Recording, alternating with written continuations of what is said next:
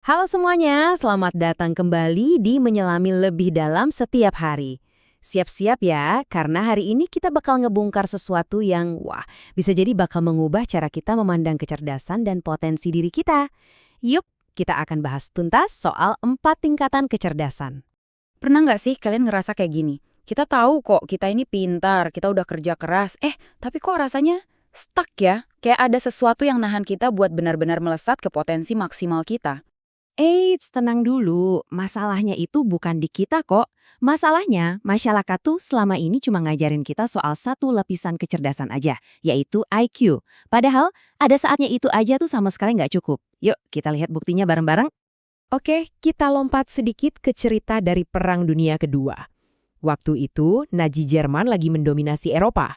Dan salah satu senjata rahasia mereka adalah mesin komunikasi super canggih yang namanya Enigma. Mesin ini, aduh, rumitnya bukan main. Coba bayangin ya, ada 160 kuintilyon, itu nolnya banyak banget, kemungkinan kombinasi yang kodenya itu ganti setiap hari. Gila kan? Mustahil banget dipecahin cuma dengan adu pinter-pinteran matematika doang. Nah, Inggris waktu itu sampai ngerahin 10.000 orang paling jenius mereka buat mecahin kode ini. Mereka semua fokus sama satu pertanyaan, gimana cara mecahin mesinnya? Tapi ternyata mereka nanyain pertanyaan yang salah. Sampai akhirnya datanglah Alan Turing yang ngebalikin total cara pandangnya. Turing sadar yang ngejalanin mesin itu kan manusia. Dan manusia itu ya gitu deh, makhluk kebiasaan. Mereka punya pola, punya rutinitas yang bisa ditebak. Contohnya, ternyata mereka selalu ngirim laporan cuaca jam 6 pagi setiap hari. Nah, itu dia celahnya. Dan momen aha inilah yang ngebawa kita ke tingkat kecerdasan kedua, kecerdasan kreatif. Ini bukan soal jago gambar atau bikin lagu ya teman-teman, tapi soal kemampuan buat menantang aturan yang ada dan ngelihat masalah dari sudut pandang yang benar-benar baru. Coba dilihat data ini, menarik banget kan? Ternyata setelah IQ kita mencapai level tertentu, punya IQ lebih tinggi lagi itu nggak terlalu ngaruh.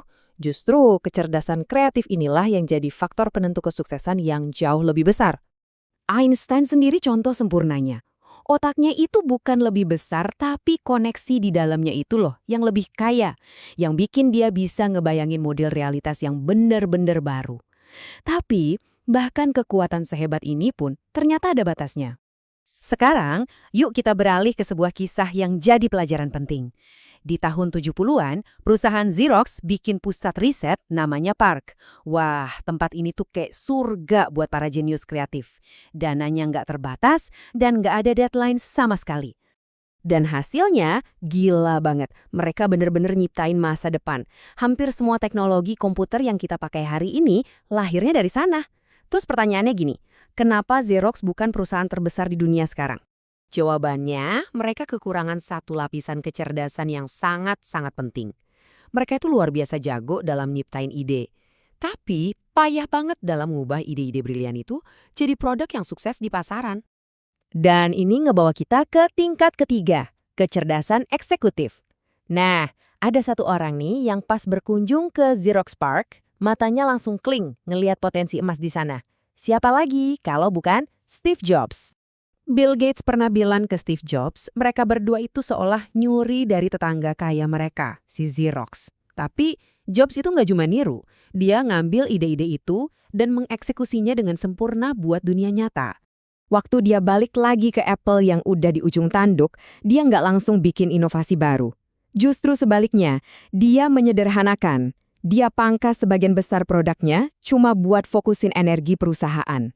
Nah, itulah kecerdasan eksekutif lagi beraksi, jadi semacam pembunuh ide demi satu fokus yang tajam. Jadi ini tuh soal disiplin, buat ngebunuh semua kemungkinan lain, biar satu ide terbaik bisa hidup dan berhasil. Inilah yang mengubah ide brilian jadi produk yang bisa mengubah dunia. Tapi ini pun belum cerita lengkapnya loh. Kita balik lagi ke Steve Jobs, seorang master kecerdasan kreatif dan eksekutif. Tapi pas dihadapkan sama masalah hidup dan mati, kecerdasannya tuh malah bikin dia ngelakuin kesalahan fatal. Dan ini ngebawa kita ke tingkat yang terakhir.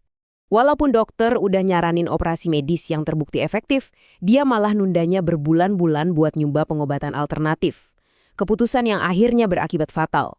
Kok bisa ya orang sejenius itu bikin keputusan kayak gini?